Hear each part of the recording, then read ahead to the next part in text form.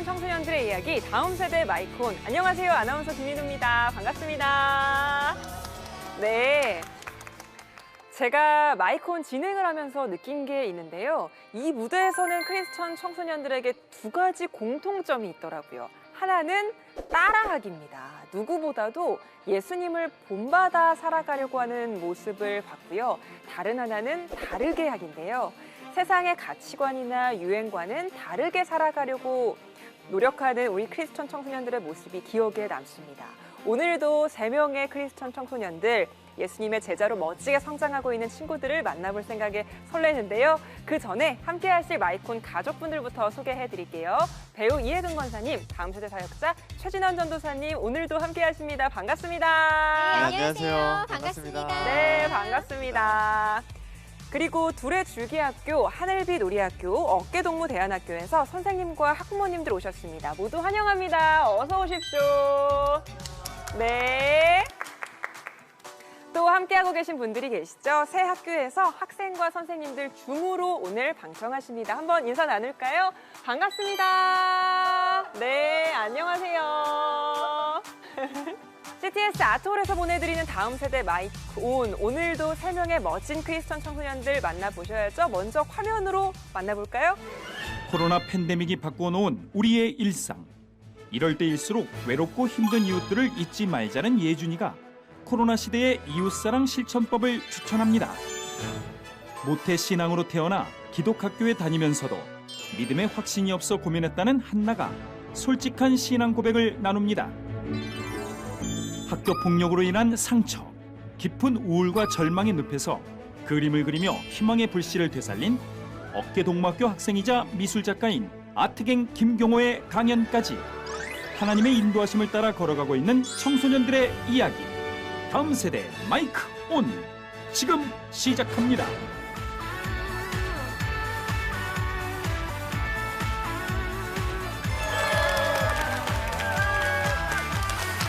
안녕하세요. 저는 하늘빛 우리 학교에 다니는 6학년 최예진입니다. 저는 작년에 코로나가 시작될 때 이렇게 코로나가 길어질 줄은 몰랐습니다. 개학을 앞두고 급하게 학교에서 연락이 와 개학이 미뤄지길래 저는 단순히 방학이 좀 더 길어진다는 생각에 그저 좋았습니다. 더 나아가 하지 못했던 방학 숙제를 할 수 있어서 다행이었지요. 그런데 일주일이 지나고 다시 또 일주일이 지나도 학교에는 갈 수 없었고 코로나는 점점 더 심해졌습니다. 다행히도 학교의 빠른 대처와 방법으로 온라인을 통해 수업을 하게 되었어요. 그렇게 학교에 가지 못하는 기간 동안 저는 하루 종일 집에만 있어야 했고 당연히 친구들은 만날 수 없었습니다. 1년이 지난 지금도 여전히 달라진 것이 없는, 아니 어쩌면 너무 달라져 버린 일상은 어린 저마저 불편하고 적응하기가 어려웠어요. 친구들을 집에 초대할 수도 없고 친구들과 마음껏 놀 수도 없는 것이 너무 슬퍼요. 얼마 전 오랜만에 평일을 이용해 동물원에 다녀왔어요. 하지만 동물원도 코로나를 피할 수 없었나 봅니다. 동물들도 거의 없었고 안에서 체험할 수 있는 것들은 모두 문이 닫혀 있었어요. 아쉬운 마음으로 집에 돌아오는 길에 생각해보니 그동안 누렸던 많은 것들이 너무 감사하고 그립기만 했습니다. 저는 다시 여행도 가고 싶고 여럿이 모여서 놀고 싶고 무엇보다 주일마다 열심히 다니던 교회에 가서 예배드리며 찬양을 하고 싶습니다. 당연하게 드리던 예배였는데 이렇게 소중한 줄은 몰랐습니다. 부끄럽지만 온라인 예배를 계속 드리게 되면서 집중도 못하게 되고 예배를 드리는 것이 자꾸 귀찮아졌습니다. 엊그제 뉴스에서는 요즘 아이들은 마스크 때문에 사람들의 얼굴을 잘 구별하지 못하고 언어 지연까지 있다고 했습니다. 전 너무나 공감했습니다. 마스크를 안 쓰면 보기도 낫죠?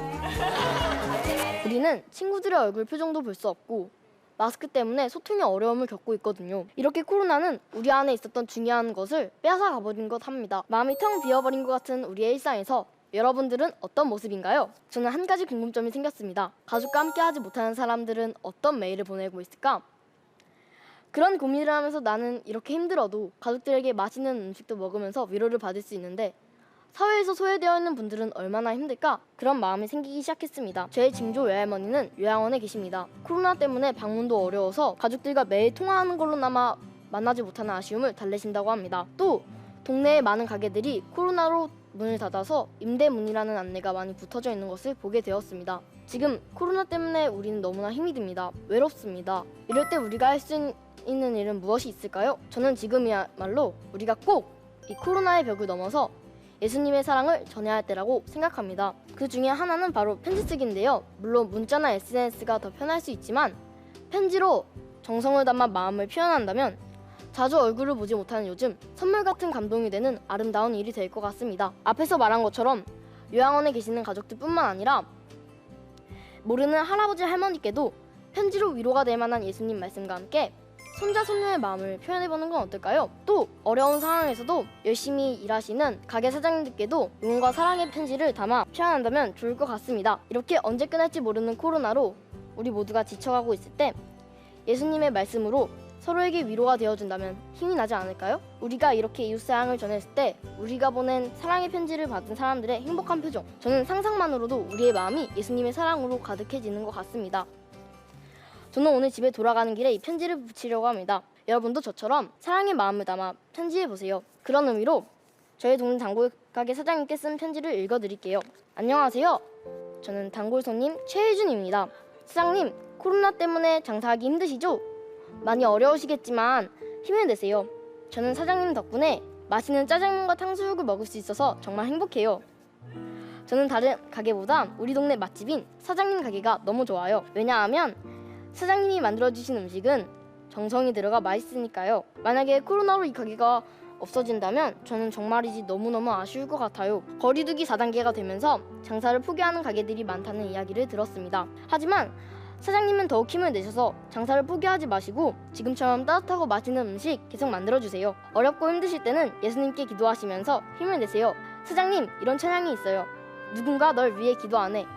저도 마음 가까이 사장님을 위해 기도하고 축복할게요. 앞으로 짜장면 더 많이 시킬게요. 최혜준 올림.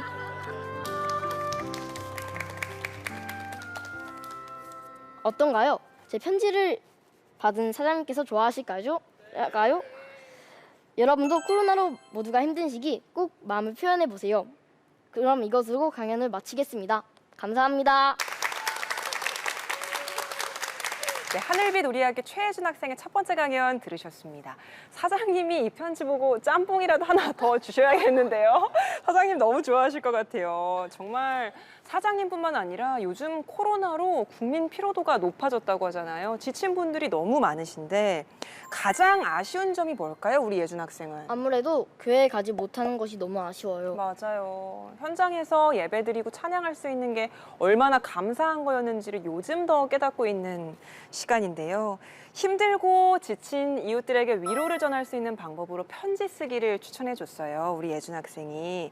사실 근데 우리 요즘에 문자나 톡 하느라고 편지 쓰시는 분들이 그렇게 많지는 않으실 것 같은데 그래도 진심을 전하기에는 편지만큼 좋은 게 없잖아요. 예준 학생은 편지 쓰는 걸 좋아하나요? 편지 쓰면 오랜만에 만났던 사람들과도 편하게 소식을 전할 수 있어서 좋아요. 코로나 때문에 힘들어하시는 소상공인들이 많은데 소상공인들께 편지를 쓰는 건 처음인 것 같아요. 사장님 얼마나 좋아하실까, 이 방송 보시면서요. 그러면 예준 학생이 그동안 주고받았던 편지 중에서 가장 기억에 남는 편지 뭘까요? 유치원 친구와 편지했던 기억이 나는데요. 제가 이사를 오게 되면서 편지를 했던 기억이 납니다.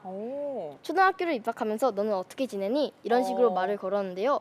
한두 번 정도 오가다가 끊어졌지만 그래도 좋은 경험이었던 것 같아요. 그리고 엄마가 써준 편지가 가장 기억에 남는데요. 와. 셔틀버스를 타고 학교를 가는데 가방을 열어보니 엄마의 서프라이즈 편지가 들어있었어요. 와. 학교를 다니는 게 힘들 때가 많은데 위로하는 차원의 편지를 받았던 것 같아요. 엄마로부터 서프라이즈 편지를 받으면 어떤 기분일까요?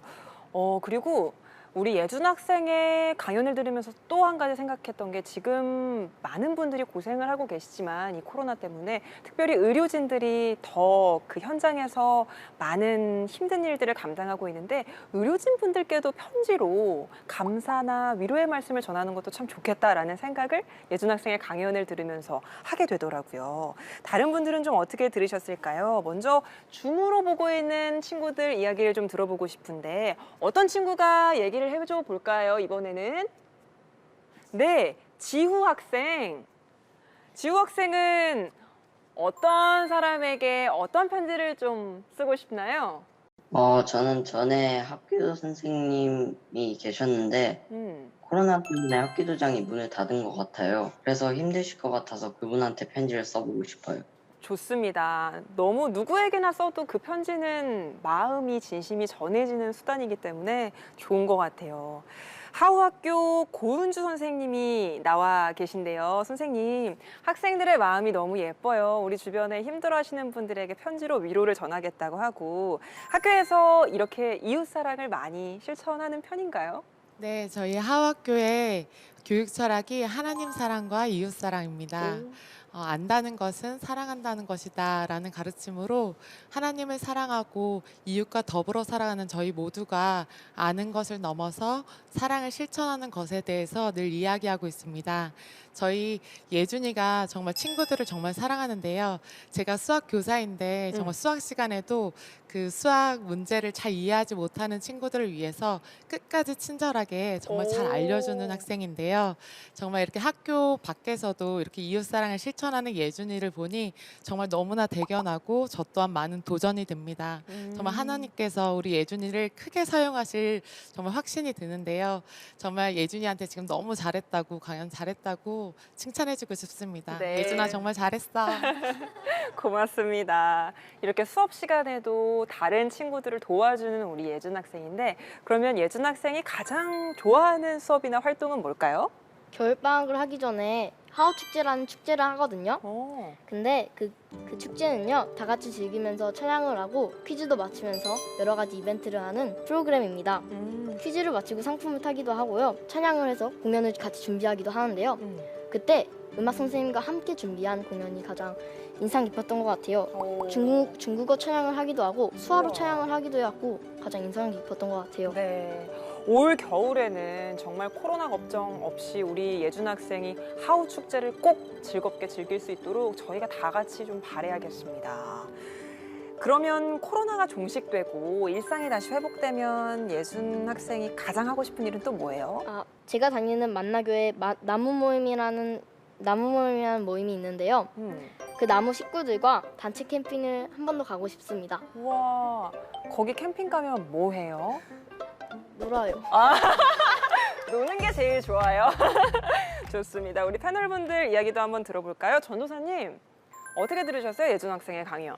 네, 정말 그런 벌써 그 어린 나이부터 이웃의 그렇게 사랑을 전하는 그런 또 실천까지 한다는 게 사실 쉽지 않거든요. 그냥 맞습니다. 한 편지 한번 써볼까 생각은 쉬워도 정말 그 편지 쓰고 사랑을 전하는 게 쉽지 않은데 이렇게 벌써 실천하는 모습을 보니까 너무 뿌듯하고 그리고 그 짜장면집 저도 한번 가보고 싶네요. 나중에 꼭 한번 소개시켜주면 가서 같이 밥 먹을 수 있으면 좋을 것 같아요. 제가 사줄게요. 고맙습니다. 우리 예준 학생의 말처럼 주변 사람들에게 편지로 진심을 한번 전해보는 건 어떨까요? 하늘빛 우리 학교 최예준 학생의 강연이었습니다. 고맙습니다. 감사합니다. 네. 네, 코로나의 벽을 넘어서 예수님의 사랑을 편지로 전하겠다는 첫 번째 강연자에 이어서 이번에는 중학생 소녀의 솔직한 고민이 담긴 강연인데요. 바로 함께 하시죠.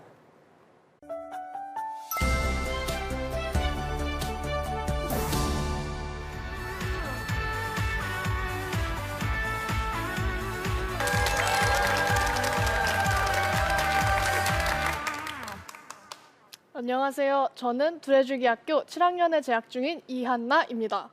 오늘 이 시간에 저는 저의 신앙에 관한 이야기를 나눠볼까 합니다. 제가 나눌 저의 신앙 이야기는 저만이 겪고 있는 일이 아닌 전국의 대안학교에 다니는 학생들, 또 교회에 다니는 청소년들이라면 대부분 고민하고 있을 일들이라 생각합니다. 아시겠지만 저희 학교는 기독 대안학교여서 학교에서 예배를 드리고 신앙 프로그램을 진행합니다. 저는 모태신앙이라 엄마 뱃속에서부터 세례를 받고 신앙생활을 시작했기 때문에 학교에서 예배를 드리거나 신앙에 관한 이야기를 하는 것이 어렵지 않았습니다. 엄마도 제가 교회에 다니니까 당연히 저에게 믿음이 있을 거라 생각하셨습니다. 어렸을 때 심장이 빠르게 뛸 때면 엄마, 내 마음속에 예수님이 오셨나 봐 라고 말할 정도로 순수했었습니다. 너무 어렸을 때라 하나님을 믿는다는 것이 무엇인지 잘 몰랐고 하지만 지금보다는 하나님을 더 잘 믿고 따랐습니다. 그렇다면 지금 저의 신앙 상태는 어떤 상태일까요? 믿음이 더 깊어지고 단단해졌을까요? 분명히 기독 대안학교에 다니고 교회에 다니는데도 제 자신이 하나님을 진심으로 믿고 있는지 확신이 들지 않았습니다. 이웃을 사랑하라는 예수님의 가르침을 알면서도 제 자신을 가장 소중히 여기며 하나님보다 중요히 여기는 것들이 많은 채 자기 중심적으로 살고 있습니다. 하지만 이랬던 제가 하나님을 믿겠다고 결심했습니다. 저는 순전히 구원받고 싶어서 하나님을 믿겠다고 결심했습니다. 이렇게 결심한 이유는 힘들게 인생을 살고 죽어서는 지옥에서 고통을 받는다는 것이 싫고 두려웠기 때문입니다. 하나님이 계신다는 것도 잘 믿지 않았지만 만약 그런 저의 생각이 틀렸고 하나님께서 계신다면 전 그대로 지옥에 가게 될 테니까요. 그리고 생각해보니 제가 신뢰하고 있는 분들이 모두 하나님을 믿고 계셨습니다. 그분들은 직업이나 삶, 신앙에 대해 아주 전문적이고 지적이신 분들이세요.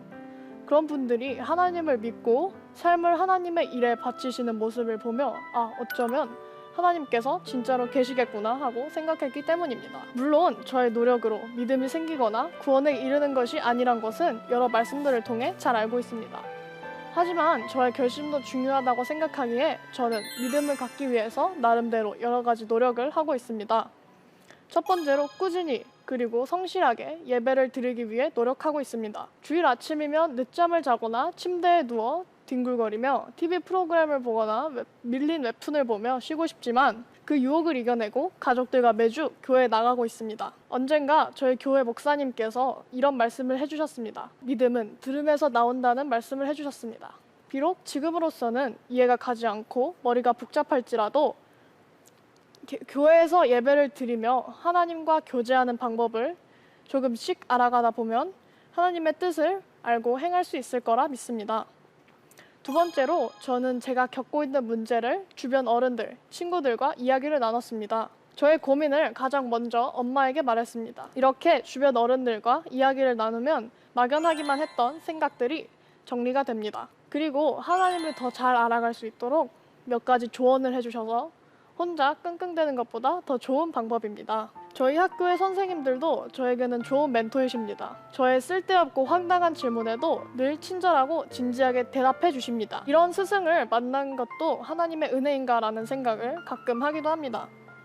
같은 반 친구들도 좋은 대화 상대입니다. 선교사님의 자녀인 동급생 언니와 오랜 시간 함께한 소중한 친구들과 이야기를 나누면 저 혼자만의 고민이 아님을 느끼고 위로받으며 더욱 힘을 내게 됩니다. 세 번째로 저는 성경을 읽기 시작했습니다.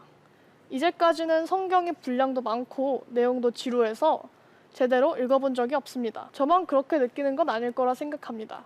어른들도 성경 통독을 어려워하신다고 들었습니다. 제가 믿음에 대한 확신을 갖지 못하고 엄마에게 조언을 구하자 엄마는 성경을 읽어보라고 말씀해 주셨습니다. 엄마는 누군가를 알고 싶으면 그 사람에 대하여 쓰여진 책을 읽어야 한다고 말씀하시며 성경은 하나님에 대한 책이라고 말해 주셨습니다. 성경은 실제로 하나님에 대해 가장 자세하고 정확하게 알려주는 책입니다.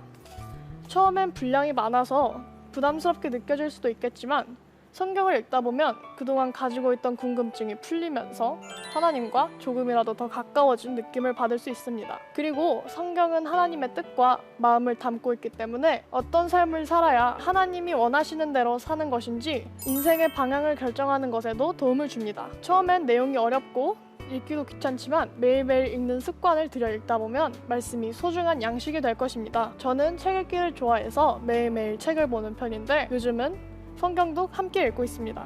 포기하지 않고 끝까지 읽고 여러 번 반복해서 읽을 것입니다. 하나님을 알고 그분의 뜻을 이해하기에는 한 번 읽어서는 부족할 것 같아서입니다. 네 번째로 가장 중요한 방법, 기도입니다. 제가 신앙심이 생기지 않자 엄마에게 조언을 구했는데 저에게 기도를 해보라고 이야기해 주셨습니다. 믿음이 없어서 도와달라고 부탁했는데 기도를 하라고 하시니 좀 황당했습니다. 기도는 하나님을 신뢰하고 진심을 다할 때 이루어진다고 알고 있었으니까요. 그런데 엄마는 기도가 하나님과의 대화라고 하셨습니다. 그냥 이야기하듯이 저의 마음을 솔직하게 말하고 기다려보라고 하셨습니다. 처음에 저는 아직 하나님을 만나지도 않았고 제대로 믿지도 못하는데 기도를 해봤자 효과가 없을 거라 생각하고 굳이 기도하려 하지 않았습니다. 그런데 문득 이런 생각이 들었습니다. 내가 하나님을 만나려고 온 마음을 다해서 기도한다면 하나님께서도 응답해 주시지 않을까. 그렇게 저는 기도를 하기로 마음먹었습니다. 제가 살면서 기도를 하고 응답받은 적이 한 번도 없고 물론 지금도 마음에 울림 같은 건 없습니다. 솔직히 마음을 다해 기도한다는 게 쉬운 일이 아니니까요. 하지만 이렇게라도 계속 기도를 하다 보면 언젠가 하나님께서 응답해 주실 거라 믿습니다. 저는 하나님을 만나고 믿음을 갖기 위해서 필사적으로 노력하고 있습니다. 구원과 믿음이 저의 노력으로 되는 것이 아니고 하나님의 은혜가 있어야 한다는 것도 잘 알고 있습니다. 또래의 청소년 대부분이 이러한 고민들을 하고 있을 거라 생각합니다.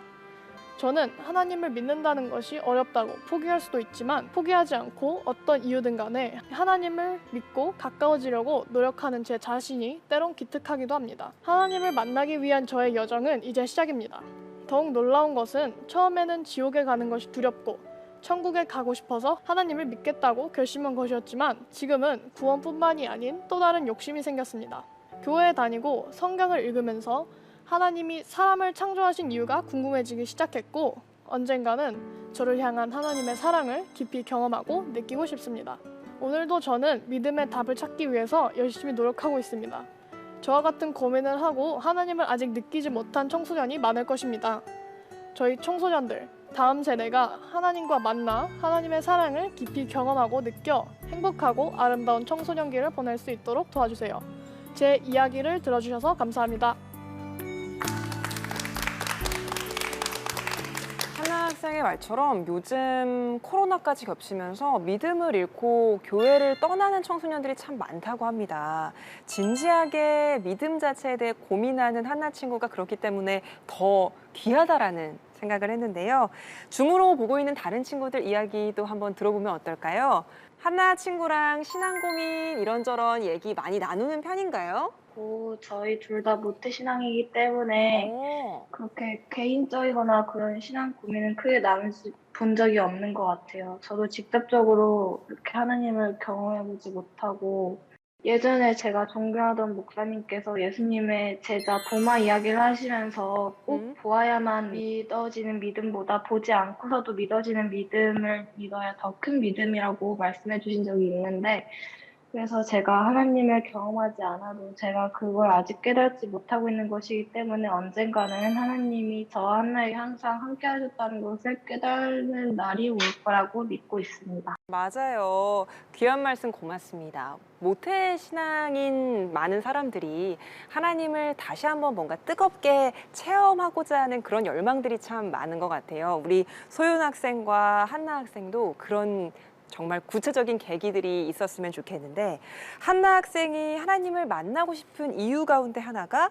신뢰하고 있는 많은 분들이 모두 하나님을 믿기 때문이다라고 했는데 그러면 신뢰하는 분들이 어떤 분들일까요? 저는 엄마랑 학교 선생님들을 가장 신뢰하고 있는데 왜냐하면 그분들이 항상 저를 이끌어주시고 제가 발전할 수 있도록 도와주시는 분들이시기 때문에 신뢰하고 있고요. 그분들이 공통적으로 하나님을 믿고 계셔서 신앙적으로 영향을 많이 받는 것 같아요. 맞아요. 한나 학생이 엄마에게 이런 신앙적인 고민도 많이 털어놓고 또 강연 대본을 쓸 때도 어머니께 도움을 많이 요청했다고 했는데 이 자리에 어머님이 나와 계십니다. 어머니, 따님 강연하는 거 되게 떨려하면서 보셨는데 네. 잘 마쳤거든요. 어떠셨어요? 네. 저희 한나가 저에게 처음으로 자기는 믿음이 없는 것 같다고 고백했을 때 저는 사실 제 마음속에서는 감사한 마음이 들었어요. 왜냐면 저는 이제 신앙의 시작이 물음표부터 시작이 된다고 그렇게 생각하고 있었는데 한나가 하나님과 믿음에 대해서 생각하기 시작하고 궁금해하기 시작했다는 건 우리 한나가 이제 하나님을 인격적으로 만날 준비가 되었다는 사인이구나 저는 그렇게 느꼈거든요. 그래서 사춘기를 아주 잘 보내더니 이 녀석이 한층 더 성장했구나. 네, 그래서 감사한 마음이 들었습니다. 그래서 한나에게 제가 겪었던 경험들을 이야기해주고 그러면서 하나하나 함께 대화를 해나간 게 한나에게 도움이 좀 되었던 것 같고요. 오늘 모습을 보니 너무 감사하고 더 사랑스럽습니다. 맞습니다. 사랑해. 어머님 말씀처럼 우리 한나 학생이 앞으로도 가질 여러 가지 물음표들을 어머니가 잘 옆에서 답변해 주시고 또 해소해 주시면 좋을 것 같다라는 생각하고요. 선생님들도 좋은 멘토가 돼줬다고 우리 한나 학생이 말했는데 그러면 기억에 남는 선생님 한번 소개해 줄까요? 서부경 선생님이랑 이희정 선생님이 가장 기억에 남는데 특히 이희정 선생님께서 둘의 줄기학교에 처음 오셨을 때 5학년이었던 저희 반을 맡아주셨어요. 근데 그때 저희 반 여학생들이 단체로 사춘기가 와서 선생님을 엄청 힘들게 했었어요. 아이고. 여학생들끼리도 자주 싸우고 남학생들이랑도 크게 싸워서 어. 선생님께 자주 혼났는데 선생님께서 저희를 혼내시다가 울기도 하셔서 지금 생각해보면 정말 죄송해요. 선생님의 끊임없는 사랑과 애정 덕분에 지금까지 저희가 잘 성장할 수 있었어요. 아이고, 그랬군요. 혹시 이희정 선생님 줌으로 보고 계신가요? 네, 보고 계시네요, 선생님. 선생님의 사랑 덕분에 중학생이 돼서 잘 성장해준 우리 한나 친구가 얘기를 해줬는데 선생님도 한나 학생에게 한 말씀 해주시죠. 네, 5학년 때 만났던 한나가 강연자로 섰다는 것이 너무 대견하고 자랑스럽고 감사할 뿐입니다. 한나는 매사에 진지하고 질문이 많고 고민이 많은 학생이에요. 지금도 교무실에 가장 많이 오는 학생이 한나인데 한나가 들어올 때면 오늘은 어떤 질문을 갖고 들어오는 걸까? 이런 기대감이 생겨요. 이제 한나가 하는 질문들이 모두 진지한 질문이다 보니까 교사인 저희도 굉장히 고민을 하게 되는 질문들이에요. 이렇게 잘 성장해줘서 그 모습을 지켜볼 수 있는 것이 너무 감사할 뿐입니다. 앞으로 하나님께서 한나의 인생을 통해 계획하시고 이루어 가실 일들을 기대하고 응원하겠습니다. 한나야 고마워. 선생님의 말씀을 들어보니까 기독교 학교 안에는 훌륭한 신앙의 멘토 그리고 믿음의 친구들이 있잖아요. 이런 좋은 환경 속에서 교육받으며 자라날 수 있다는 것도 하나님의 예비하심과 축복이라는 생각해요.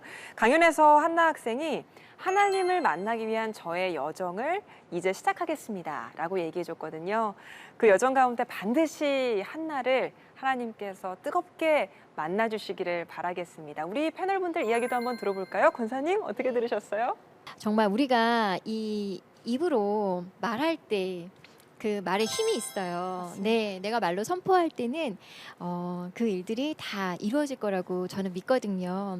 저는 새내기 권사예요. 근데 권사라는 직분에 맞는 사람이라서 권사가 된 게 아니라고 저는 생각을 해요. 그래서 많은 고민을 하면서 받았는데 거기에 맞는 사람이 되도록 제가 끊임없이 노력하고 계속 하나님을 더 알아가고 그 과정들을 하나님은 더 소중하게 생각하셔서 저한테 그런 기회를 주셨던 것 같거든요. 그러니까 우리는 다 같아요. 맞습니다. 네, 그래서 앞으로 하나님께서 우리 한나 양을 더 귀하게 여기시고 앞으로도 하나님을 더 깊게 만날 수 있는 그런 마음의 문을 열고 그럴 날을 꼭 주실 거라고 저는 믿고요. 그리고 나중에 또 한 번 하나님을 깊게 만나고 나서 멋진 또 간증을 이곳에서 또 한 번 해줬으면 어떨까라는 맞습니다. 그런 기대도 한번 해봅니다. 귀여운 말씀 고맙습니다. 한나 학생 앞으로 꿈은 뭔가요?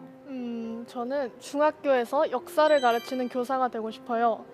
제가 학교 선생님들을 믿고 따르는 것처럼 제가 가르치는 학생들도 저를 믿고 따를 수 있는 그런 선생님이 되고 싶어요. 한나 학생도 그런 좋은 선생님이 되셨으면 좋겠고 무엇보다 의문이 많고 궁금증이 많은 한나 학생이잖아요. 근데 그 궁금증과 의문은 어찌 보면 관심과 사랑에서 시작되는 거잖아요. 그런 의문과 궁금증들이 잘 풀어지길 저희가 응원하겠습니다. 귀한 강연 고맙습니다.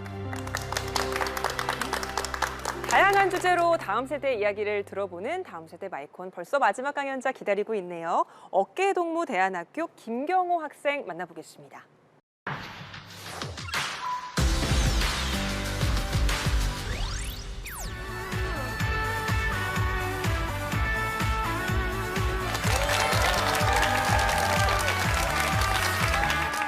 안녕하세요. 저는 현재 어깨동무학교에 다니고 있는 김경호입니다. 저에게는 이름이 하나 더 있는데요. 바로 아트갱입니다. 이 이름은 제가 미술 작가로 활동할 때 사용하는 이름입니다. 저는 지금 현재 미술 작가로 활동하고 있지만 어렸을 때는 미술에 대한 관심이 전혀 없었습니다. 오히려 좋아하는 것이 미술보단 운동을 좋아해서 운동선수의 꿈을 꾸기도 했고 경찰관의 꿈을 꾸기도 했습니다. 되게 꿈 많은 되게 순수한 아이였습니다. 하지만 그러던 어느 날 저는 모든 꿈과 희망을 잃게 된 사건이 일어났습니다. 저의 초등학교 5학년 담임 선생님으로부터 1년간의 지속적인 폭행과 폭언을 당했습니다. 이 사실을 한마디도 말할 수 없었습니다. 제가 말하는 순간 이 선생님이 더 크게 보복할 수 있을 거라는 그런 생각 때문에 너무 두려워서 말을 하지 못하였습니다. 심지어 부모님에게조차도 말을 하지 않았습니다.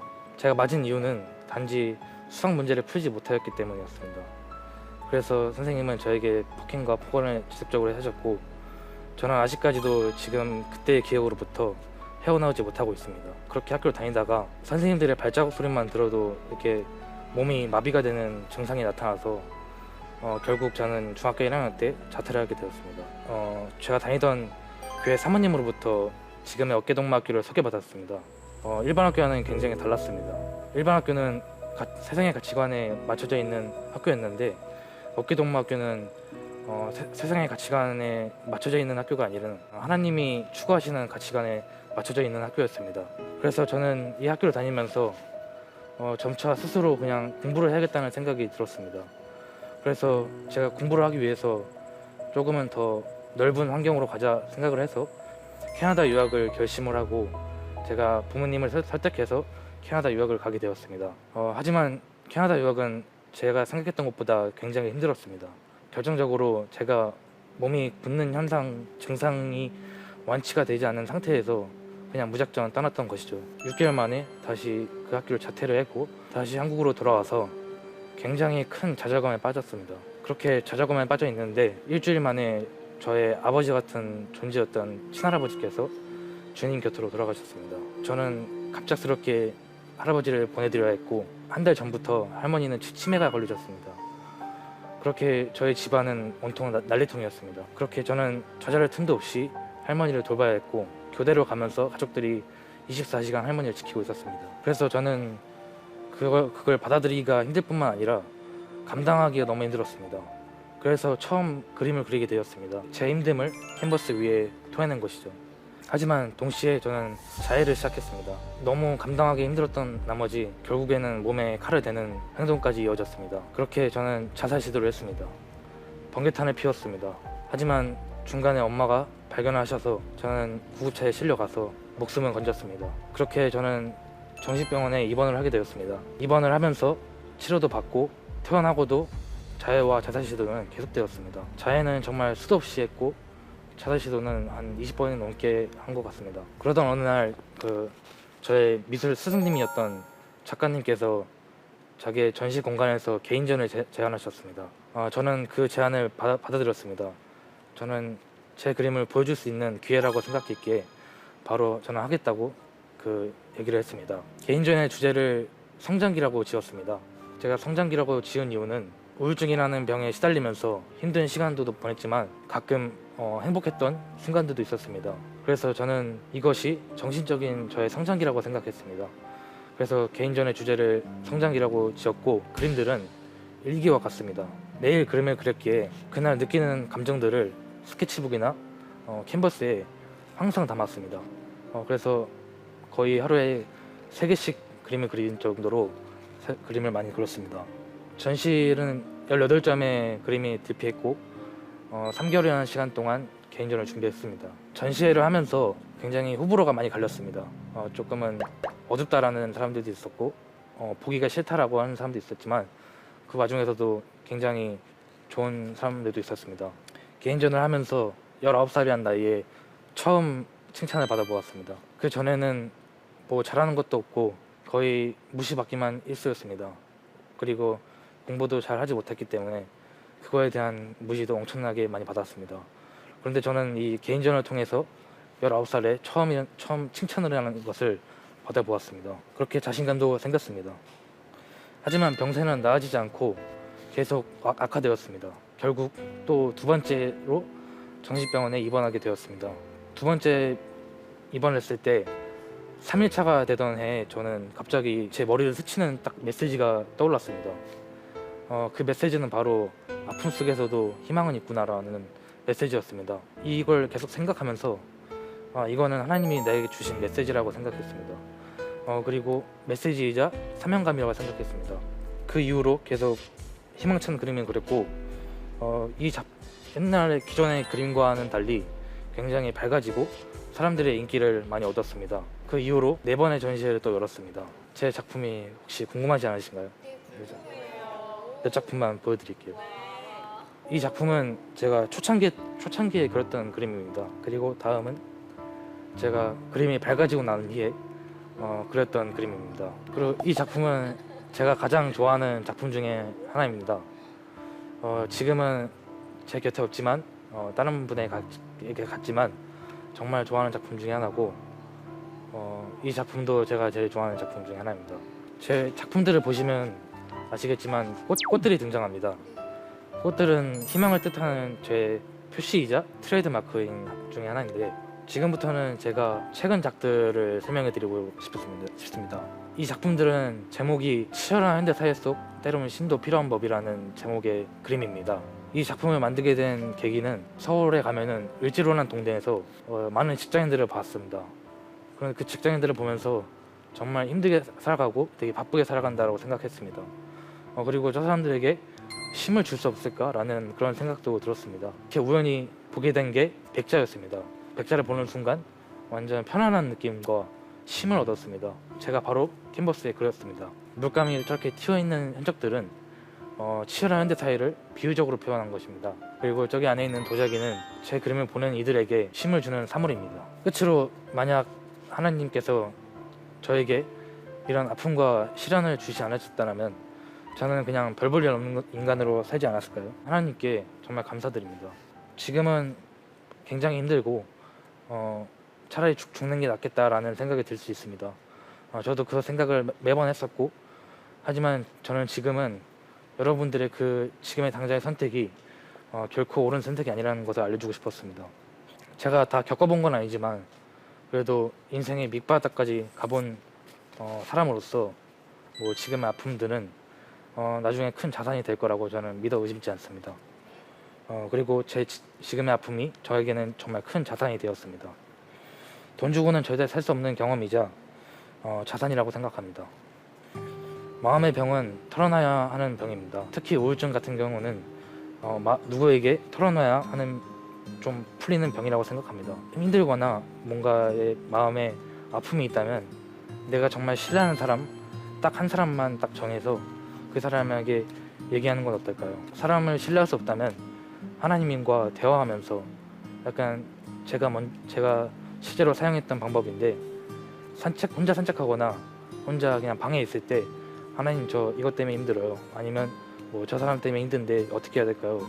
라는 그냥 혼자 대화하듯이 이렇게 사람과 대화하듯이 하는 건 저는 추천드리고 싶습니다. 하나님에 대한 믿음이 아직 부족하다는 하는 분들도 많이 있을 겁니다. 그러면 저에게 연락해 주십시오. 저에게 연락할 수 있는 방법은 인스타그램에 아트갱이라고 치면 나옵니다. 뭔가의 이익을 위해서 저는 여러분들이 얘기를 받는 것이 아닙니다. 저는 하나님의 사명을 지키기 위해 저는 이 일을 하고 싶습니다. 언제든지 연락해 주십시오. 저는 치료해 줄 수 없지만 여러분들의 아픔에 공감해 줄 수 있는 김경호입니다. 이상 희망을 전달하는 작가 아트갱이었습니다. 감사합니다. 미술 작가로 활동을 하고 있는데 어렸을 때는 미술에 전혀 관심이 없었다고요? 네, 저는 어렸을 때는 운동을 좋아해서 거의 운동밖에 몰랐던 아이였고 그랬구나. 태권도 선수도 했었고 뭐 축구도 항상 좋아하는 그런 학생이었던 것 같아요. 그렇구나. 아트갱은 어떤 뜻이에요? 두 가지가 있는데 제 이름이 김경호다 보니까 네. 약간 친구들이 그 이름을 따서 네. 갱호라고 이렇게 불렀거든요. 갱호 이렇게. 네. 그게 어떻게 된 거냐면 옛날에 막 도플갱어라고 막 이렇게 오, 맞아요. 그게 유행했던 시대가 저희 초등학교 때였는데 거기서 갱호를 따서 갱호라고 막 부르게 했기도 했고 폴 고갱이라는 작가의 이름에 멋있어서 좀 그 갱을 따와가지고 아트하는 좀 경호니까 아트갱 해서 이렇게 이름을 지었던 것 같아요. 아픔 속에도 희망은 있다라는 걸 깨달았다고 했거든요. 정확히 그때 상황이 어땠을까요?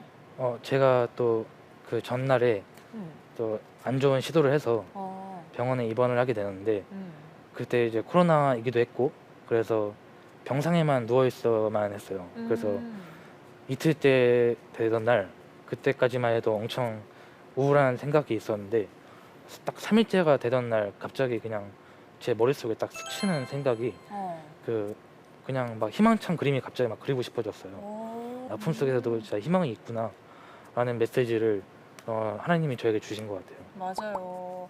그런 긍정적이고 희망적인 생각들은 하나님이 주신 게 분명하다라고 믿어요. 강연에서 여러 작품들을 보여줬잖아요. 근데 가장 아끼는 그림, 그 중에 가장 아끼는 그림은 뭘까요? 파도라고 있는데 이 작품은 물감을 다 하나하나씩 섞어서 이렇게 물감을 부어서 이렇게 하는 방식인데 이 작품을 제일 좋아하는 이유는 파도처럼 이렇게 보이잖아요. 맞아요. 그래서 파도는 약간 그냥 보면 볼수록 빠져들고 그런 느낌이 좋아서 그렇고, 그리고 무엇보다 일단 인기가 좀 좋아가지고 그래서 많이 좀 아끼는 척을 해야 될 것 같아요. 아, 직접 이렇게 작품을 작가분께 직접 설명을 들으니까 너무 좋네요. 아, 우리 줌으로 보고 있는 분들 어떻게 들으셨는지 궁금한데 어떤 친구가 한번 얘기를 해줘 볼까요? 정현우 친구네요. 우리 강연도 듣고 작품도 봤는데 어땠어요? 경호의 그림을 볼 때마다 느끼는 점이 굉장히 좀 마음이 편안해진다라는 그런 느낌이거든요. 맞아요. 네, 그래서 경호의 그림이 주는 가장 큰 주제는 일단 저는 힐링이라고 생각하고 그렇게 느꼈습니다. 네, 맞아요. 편안함이 가장 큰 장점인 그림들인 것 같아요. 경호 학생 학교에서 친구들이랑 미술 얘기 많이 나누나요? 저희 학교가 대안학교다 보니까 약간 좀 아픔들이 조금 있는 친구들이 종종 들어오긴 합니다. 그래서 최근에는 미술 시간에 새로 들어온 친구가 약간은 조금 이렇게 교우 관계가 원활하지 않았는데 미술 시간에 그 친구가 미술을 잘한다는 그런 걸 좀 보게 되어가지고 그 친구에게 바로 저 그 개인전이 잡혀 있었는데 그거를 같이 하자 했어요. 제가. 권유하신 거예요? 네. 그래서 이 친구가 그림을 잘 그리는데 왜 자신감이 이렇게 없지? 막 이런, 제가 전시를 통해서 자신감을 얻었거든요. 이 친구에게도 자신감과 이런 것들을 좀 주고 싶어서 그래서 전시회를 제안했고 일단 그 친구의 그림이 완판이 됐다는. 우와. 경호 학생이 강연에서 스승님이 권유를 해주셔서 전시회를 하게 됐고 자신감을 얻었었잖아요. 근데 이번에는 경호 학생이 친구에게 자신감을 가질 수 있도록 도와줬네요. 이 자리에 담임이신 최경직 목사님 나와 계시는데요. 학교에서 학생으로 지내는 모습만 보다가 미술 작가로서 강연하는 모습 보시니까 목사님 너무 감회가 새로우실 것 같은데 어떻게 강연 들으셨어요? 네, 감회가 정말 새롭네요. 네, 먼저 강연을 하고 있는 경호 모습 보니까 너무 대견스럽고 또 자랑스럽고 그렇습니다. 근데 사실 뭐 경호가 그 아픈 마음의 병이 있다는 거를 오픈한 지가 얼마 되지는 않았어요. 한 1년 조금 더 넘은 것 같은데 처음에 그 얘기를 들었을 때는 되게 좀 놀라기도 했었고 그리고 되게 그 오랫동안 참아왔던 그 아픔의 시간들이 어떻게 견뎌냈을까, 외롭진 않았을까, 그런 좀 안타까운 마음들이 많았는데요. 근데 경호가 그 1년 넘는 시간 동안 지내오는 순간들을 보면서 이 아이가 자신의 꿈들을 놓지 않고 그리고 오히려 꿈들을 찾아가고 그 안에서 또 믿음을 발견하고 하는 모습들을 보니까 더 기특하고 하나님께서 정말 사랑하시는 아이구나라는 생각들이 많이 들게 되더라고요. 경호가 입버릇처럼 잘 하는 얘기가 있어요.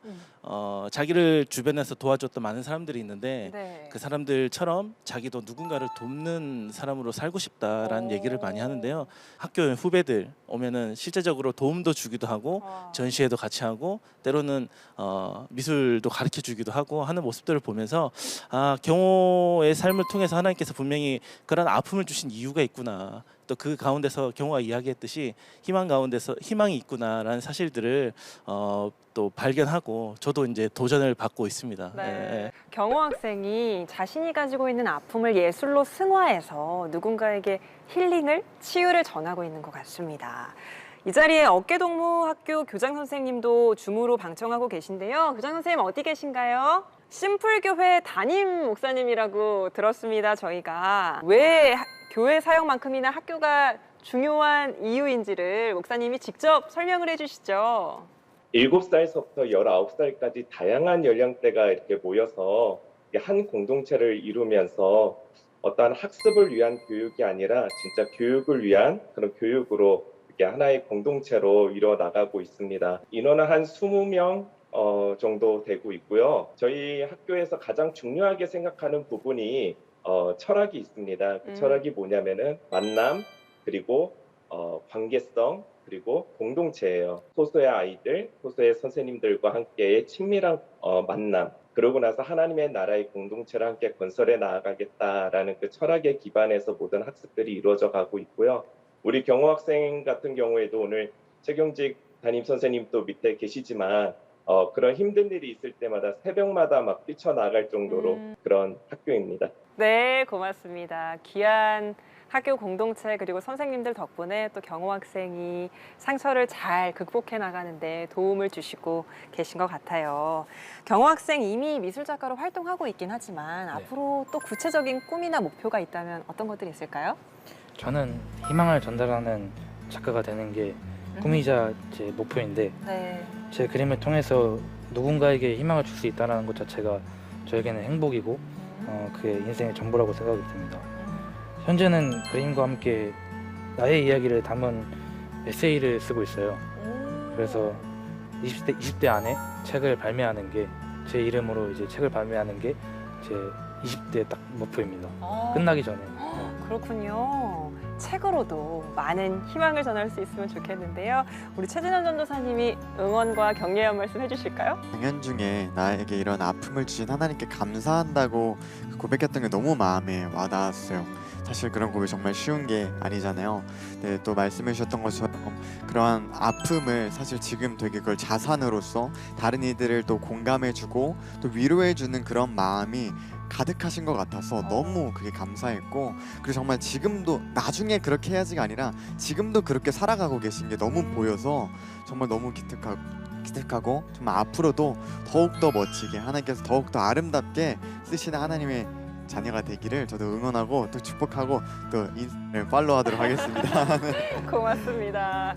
그림으로 책으로 많은 사람들에게 위로를 전할 경호 학생을 저희가 응원하면서요. 여기서 보내드릴게요. 고맙습니다.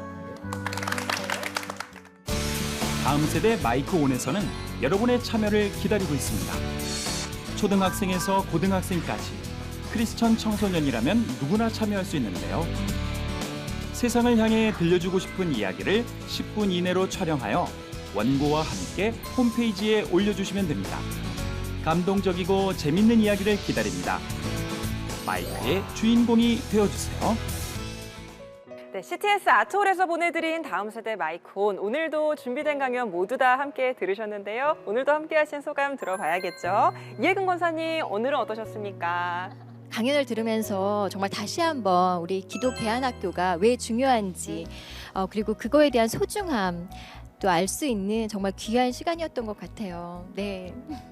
우리 최경직 선생님도 한 말씀 해주시죠. 오늘 어떠셨나요? 아이들의 미래가 밝다라는 생각들을 하게 됐어요. 아이들이 각자가 처해 있는 상황에서 그런 어려운 상황들 그리고 여러 가지 다양한 상황들이지만 아이들이 잘할 수 있도록 이끌어 주신다는 그런 믿음이 오늘 더 생기는 하루였던 것 같습니다. 네, 고맙습니다. 한 분만 더 들어볼게요. 우리 고은주 선생님. 네, 이 아이들 얘기를 들으니까 저도 다시 한번 주님 안에서 저도 이웃사랑을 실천하면서 정말 귀하게 좀 쓰임받고 싶다라는 생각이 들었습니다. 맞습니다. 줌으로 끝까지 함께해 주신 선생님들 중에 우리 하우학교 한유나 선생님. 네, 안녕하세요 선생님. 오늘 3명 친구 이야기 들으셨는데 어떠셨어요? 마이크를 켜서 아이들에게 기회를 주었을 때, 그리고 이렇게 경청했을 때 이렇게 깊고 풍성한 것들을 나눌 수 있구나 많이 느꼈습니다. 하나님의 다음 세대가 참 기대되고 또 이 아이들을 위해서 정말 마음을 다해 기도해야겠다고 생각했습니다. 마음을 전해준 강의들 모두 멋지고 감사했습니다. 좋은 기회에 감사합니다. 고맙습니다. 오늘 저희는 여기서 인사드리고요. 다음 주에 다시 찾아오겠습니다. 고맙습니다. 처음에 둘의 줄기학교를 보낸다고 했을 때 주변에 반대가 굉장히 심했어요. 그러니까 이유는 3가지였어요. 모든 분들이 다 고민하시는 첫 번째 학업, 두 번째 사회성, 세 번째는 경제적인 거였는데요. 저도 솔직히 처음에 잘 모를 때는 막연하고 걱정이 됐죠. 근데 제가 실제로 경험을 해본 바에 의하면 학업은 아이들이 행복해야지만 학업이 이루어지는 것 같아요. 무조건 공부해라 공부해라 공부해라 이게 아니고 선생님들과 아이들과의 소통을 통해서 아이들이 꿈을 갖고 비전을 가지면 스스로 공부하더라고요. 그리고 두 번째는 사회성인데 아이들이 숫자가 적다 보니까 그 안에서 아이들이 사회성이 발달하지 않는 게 아니냐. 엄마들이 그런 얘기를 많이 하세요. 저희 아이들도 한 반에 한번 5명, 8명 이러니까 자기들끼리 싸우고 화해하고 그걸 반복을 하면서 아이들이 진정한 사회성도 생기고 더 단단해진다는 거를 제가 느꼈고요. 그리고 뭐 경제적인 측면. 근데 저희는 아이들 3명을 다 학비를 내고 학교를 보내잖아요. 사실 만만치 않은 건 사실입니다. 근데 이제 제가 저희 주변에 다른 집을 보니까 일반 학교 보내는 엄마들은 학원을 보내더라고요. 저희는 학원을 가지 않습니다. 학원비와 학비 비슷해요. 그리고 아이들과 저와의 그 소통의 관계, 끊임없이 서로 대화하고 서로 칭찬해주고 서로 격려하고 질문하고 그런 것들이 우리 학교에서 선생님들께서 함께 이끌어 주셨기 때문에 저 아이들과 저의 관계가 그렇게 형성되고 있는 게 아닌가. 그것 또한 감사합니다. 기독대안학교에 대해서 염려하고 계신다면 주님을 믿으시고 교사 선생님들을 믿으시고 신뢰하시고 아이들을 맡기셔도 될 것 같아요. 이 프로그램은 여러분의 미디어 선교 후원으로 제작되었습니다. 선교는 사명, 후원은 동역. 당신도 복음을 전할 수 있습니다. 선교 후원 02-6333-1003번